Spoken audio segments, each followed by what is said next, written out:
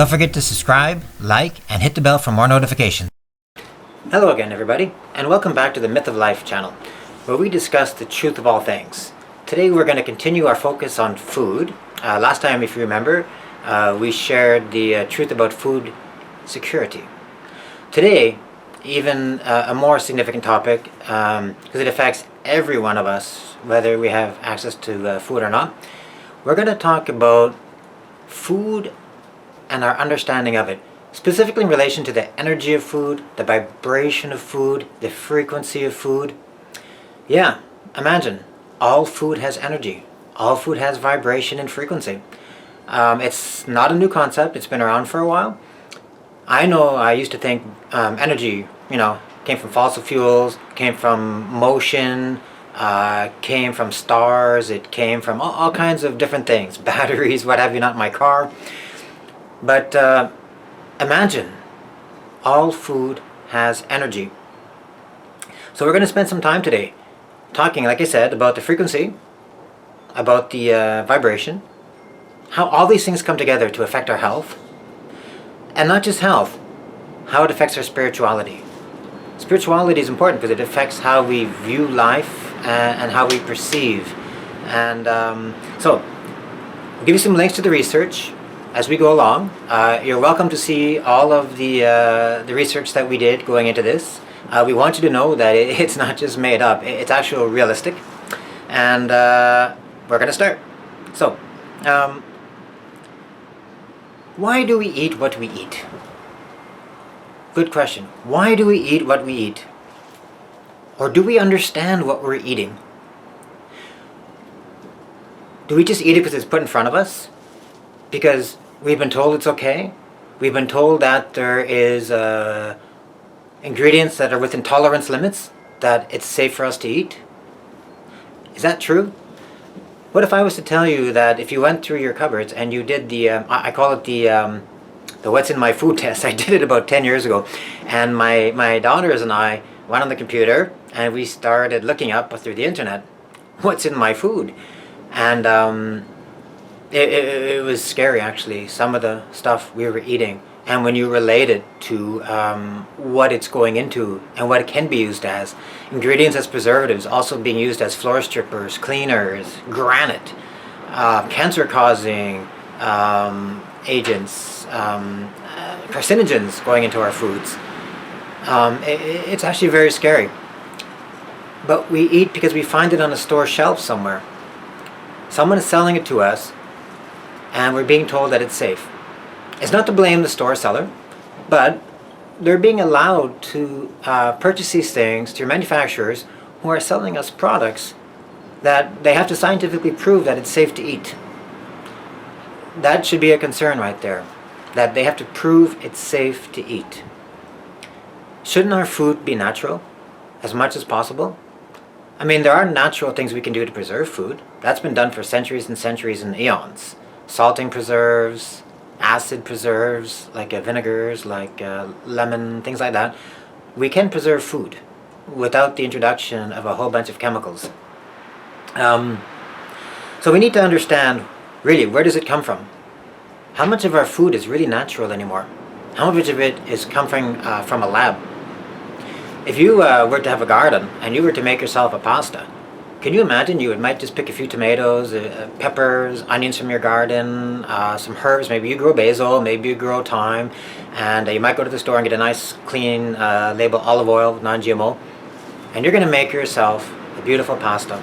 You might make your own pasta using a good wheat, whatever wheat you prefer,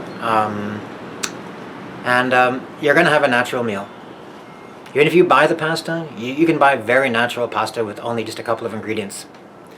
But if you go to the store and you pick something off a shelf, you're going to be quite amazed at how they're preserving it and what's going in your food and all the ingredients that you're eating.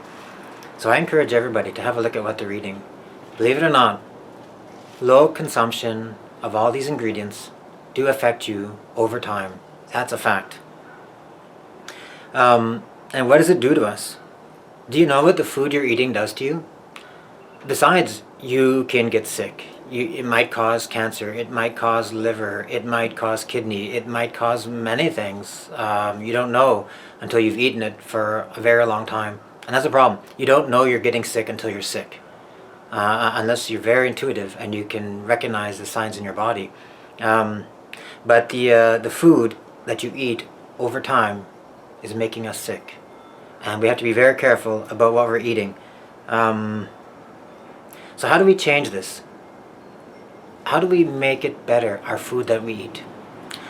What if I was to tell you that science, believe it or not, is coming closer and closer to spirituality and the belief of measurement of food health?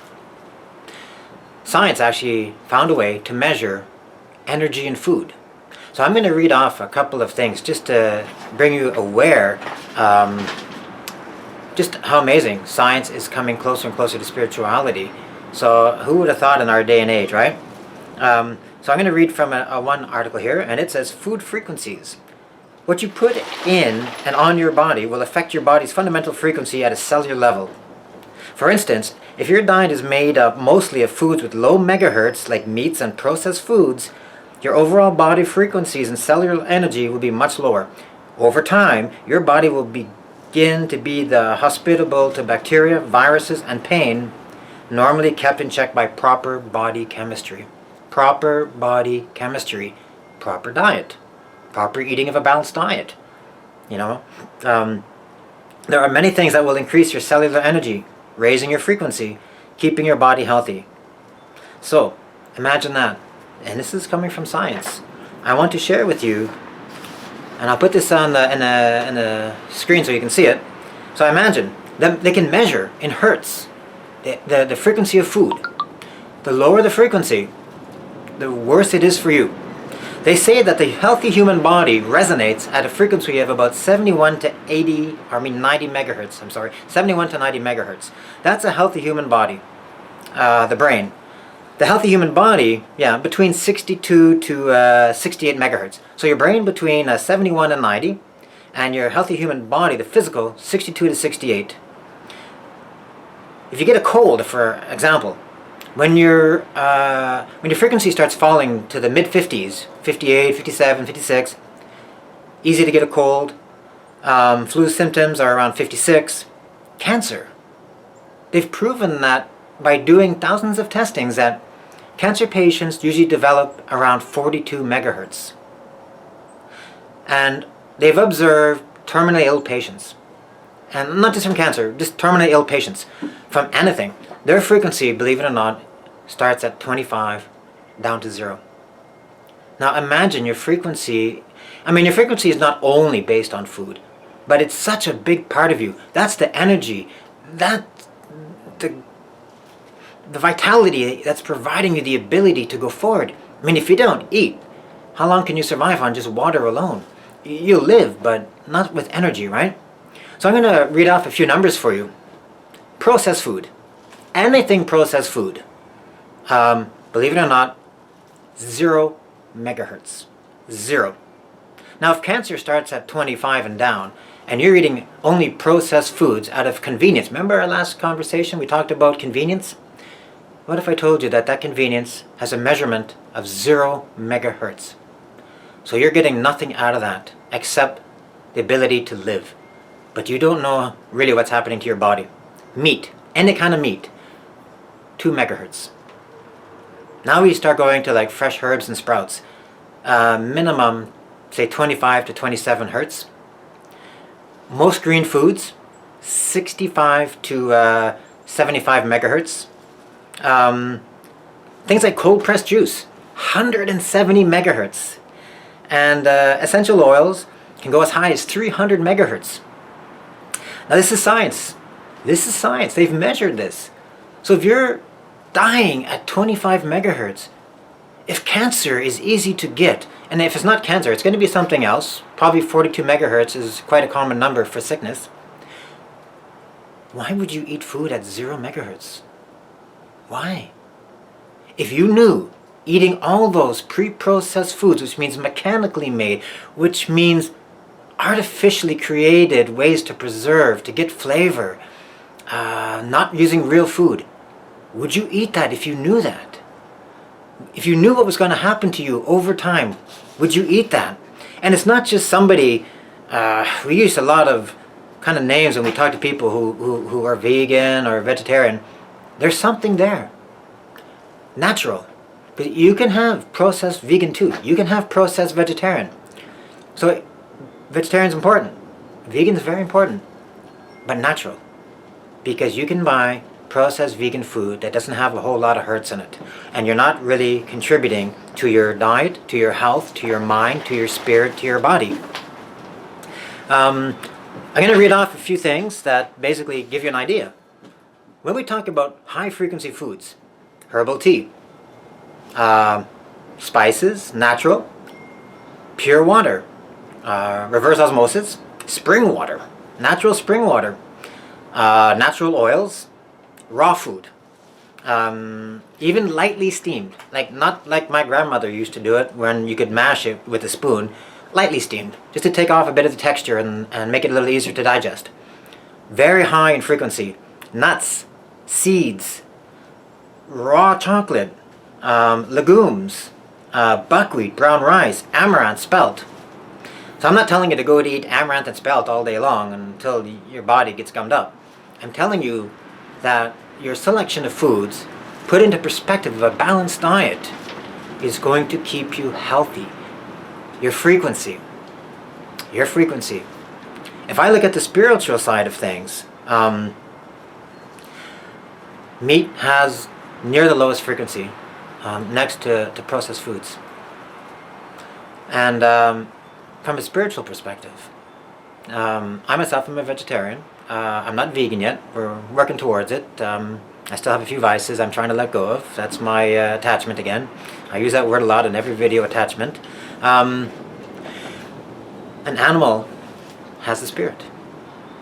If you believe that everything came from a higher place, like God, heaven, you believe everything has a spirit. Everything has a life force. Everything. So, if I eat another living being, animal, I'm taking into its life force into my body. And look at the animal. You ever look at an animal when it's dying or sick? They're sad. You see the sadness in them. It's emotion. A non-living being can't have sadness or emotion. So, I don't know. I'm not sure there's much of a difference between killing an animal like a cow, a pig, or chicken, or your pet. People do have pigs as pets. They have cows as pets. They have horses as pets. Eating them, that means you're absorbing the pain and the suffering into your body as they get processed for consumption, right?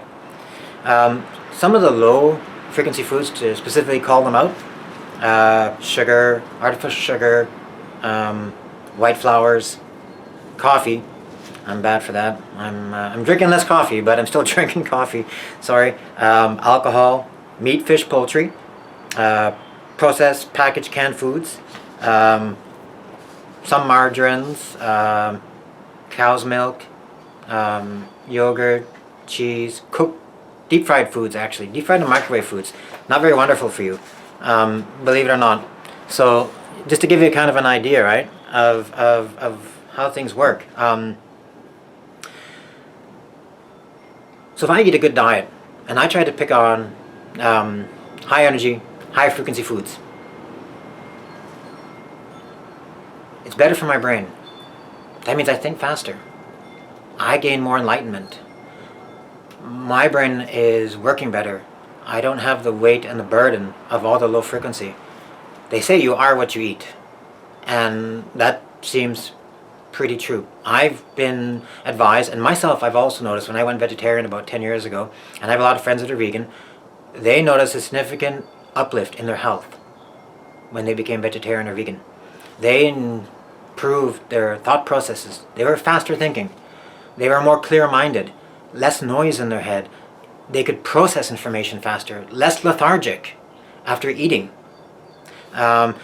Eating a high-frequency diet, if you just look at what you're eating, you wouldn't be as lethargic because you're eating lighter foods, healthier foods. You're eating probably more often, less. Um, so all that leads to elevation. We are talking about spirituality. So eating a high frequency diet leads to elevation because you don't carry all of that low frequency, the low energy. You get better health. There's a lot of cultures out there that believe you carry the spirit of an animal when you eat it. So imagine how that would be if you have a heavy meat diet, how that would affect you over time, right? Like I said, how to eat an animal when you even have to look in its eyes. I want to take an excerpt from the Bible, from Genesis. So I'm going to read for a second. Sorry, I'm going to put my glasses on here. I'm very sorry. It's in the book of Genesis at the beginning. And it said, "Then God said, 'Let us make human beings in our image, to be like us. They will reign over the fish in the sea, the birds in the sky, the livestock, and all wild animals on the earth, and the small animals that scurry along the ground.'" So God created human beings in his own image. In the image of God created them, male and female, he created them. We use the word, governing. I'm going to come back to that in a minute. "Then God blessed them all and said, 'Be fruitful and multiply, fill the earth and govern it. Reign over the fish in the sea, the birds in the sky, and all the animals that scurry along the ground.'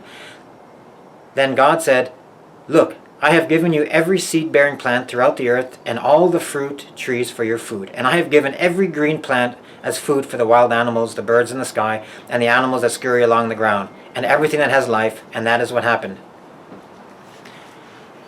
God gave us the seeds, fruit-bearing trees, plants, and everything else to eat.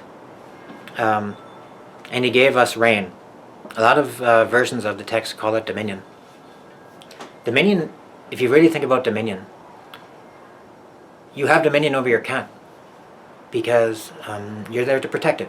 Your dog too, any animal. You're there to nurture it. You're there to take care of it. You're there to love it. You're there to grant it happiness and life. That's dominion. If you have dominion over something, you generally don't eat it. Dominion is a protecting way of thinking. Dominion is definitely guarding. It's a guardianship thing. It's a relationship with the animals. It's a relationship with the food. It's not that you own it, right? Look at all the native cultures in the world. They always use words like worship Mother Earth, which is the same as worshiping the sky. They're worshiping a greater being. Mother Earth to them is like God to us. And they have high respect for everything they touch. And they try to always give back. So going further into science, I really want to link science to this. Go back to vibration. Vibration is something you can feel, hear, like a sound wave. It even can be seen, like light waves. So basically, even Tesla and Tinyo said that they can calibrate a frequency to monitor frequency of food and how it affects your body as you consume it, because your body does dip. And so they created a scientific way to measure it as your body consumes it. And then they could go back when they understood it and actually measure the food itself against the vibrational energy that you create. Even Einstein's approach said that there was synergistic effects when compounds come together, components come together, and the overall chemistry of the food. He looks at the assemblage of chemical parts, but as a total, the complete system operating in harmony with the electromagnetic energy system of the universe. So if I pick something directly from a tree, that's the best energy. Once I kind of preserve it, and maybe there's a wax coating on it, it's got less energy. The longer it sits till I consume it, less energy. But it's still better energy than if I buy it, that same fruit in a can, processed, like a jam, a jelly, or a pie filling. So the best energy is to get it directly from the source. So, energy is crucial. Vibration is crucial. Health is crucial. They all go together. Spirituality goes with it.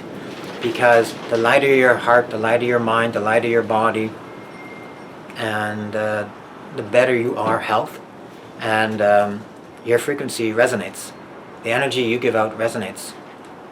So if you're having a heavy meat diet or a heavy processed diet, I am an energy creating being as well. And if that's my diet, canned mashed potatoes maybe and steak, that's the energy I'm giving out. I'm giving out between 0 and 2 megahertz of energy to everything around me.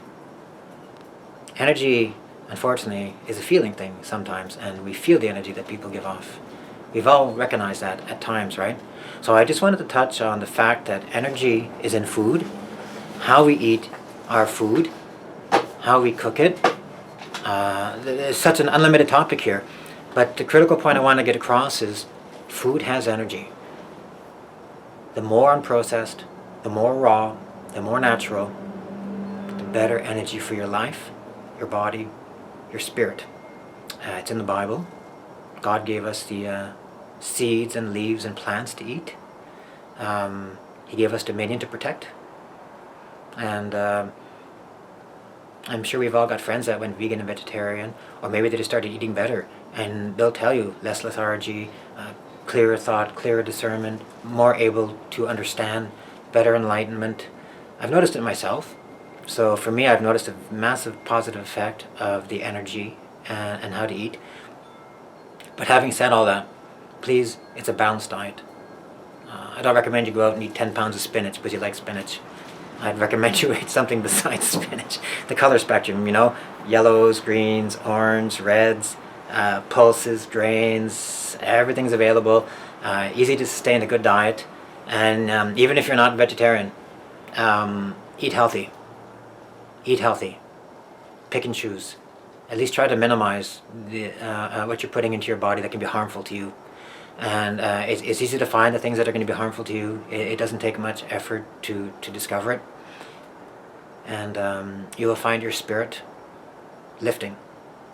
Your mind lifts. And your heart lifts. And you'll find yourself healthier and happier because you're putting better things into your body. So that's my sharing for today. Sorry, I tried to make it short. It's almost impossible to make it short. It's like a forever ever topic if you want to really, really, really dig down. So please send me your feedback, your thoughts, your reactions, and if anything else you want me to talk about or related to this topic. We do try to relate everything to the spirit and to the essence of life. Talking about diet is really important. Relating it to the essence of life and the myth of life is the most important, crucial thing for learning. As we're trying to discover the essence of life, the myth of life, why we are here. And everything we do has a part of it. So, I'm going to let you go for now. Be safe. Take care. Again, we're still in the COVID crisis, so please do what you need to do to protect yourself, your family, and let's hope that it's coming to an end soon. Maybe our cooperative energy can help reduce it. Because if you can send out positive energy vibes, then positive energy boosts positive energy. And it's the only thing that you can block negative energy is positive energy. So thank you so much. Take care, be well, and we'll talk to you next time.